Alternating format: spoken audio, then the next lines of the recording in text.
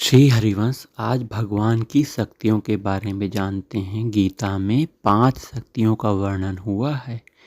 पहली शक्ति मूल प्रकृति है। महाप्रलय के समय संपूर्ण प्राणी इसी मूल प्रकृति को प्राप्त होते हैं, मतलब इसी मूल प्रकृति में लीन हो जाते हैं।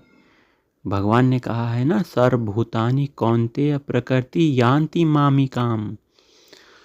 महासर्ग के समय भगवान इसी मूल प्रकृति को वश में करके अपने अपने स्वभाव के वश में हुए प्राणी की रचना करते हैं, और यही प्रकृति भगवान की अध्यक्षता में संपूर्ण संसार की रचना करते हैं।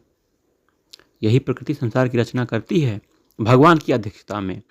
इसी मूल प्रकृति को भगवान ने क्या कहा है, मम योनिर महद ब्रह्म तस्मिन् गर्भम दधाम यहम, और तासाम ब्रह्म महद्यो निरहम बीज प्रदापिता। तो इन पदों से संपूर्ण प्राणियों का उत्पत्ति स्थान और अपने को बीज प्रदान करने वाला पिता बताया है। भगवान की दूसरी शक्ति दिव्य चिन्मय शक्ति है। भगवान स्वयं जब कभी अवतार लेते हैं तब इन्हीं दिव्य चिन्मय शक्ति का आश्रय लेते हैं। इसी शक्ति से भगवान भक्तों को आनंद देने वाली प्रेम की लीला करते हैं।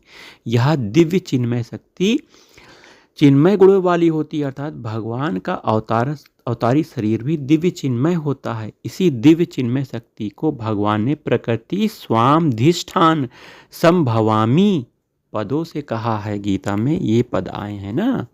तीसरी योग माया शक्ति। इस शक्ति से मोहित हुए समान प्राणी भगवान को मनुष्य मानकर उनकी अवहेलना करते हैं। इस शक्ति से ब्रह्मा जी भी मोहित हो जाते हैं। इसे योग माया शक्ति को भगवान ने आत्माया या योग माया समावृता पदों से कहा है। दैवी प्रकृति क्या है? देव नाम भगवान का ही है। भगवान की प्रकृति मतलब स्वभाव होने से यह दैवी प्रकृति कहलाती। इसमें दया, क्षमा, अहिंसा दैवी गुण रहते हैं। साधक भक्त इसी दैवी प्रकृति का आश्रय लेकर भगवान की ओर चलते हैं। इसी को दैवी संपदा नाम से कहा जाता है। साक्षात भगवान का अंश होने से जीव में इस दैवी संपत्ति के गुण स्वाभाविक रहते हैं, परंतु जब तक यह जीव भगवान से विमुख रहता तब तक ये गुण उनमें प्रकट नहीं होते, विकसित नहीं होते, दबे रहते हैं। जब वह भगवान के सम्मुख हो जाता है तो उनमें ये गुण स्वतः स्वाभाविक प्रकट हो जाते हैं। श्री हरिवंश।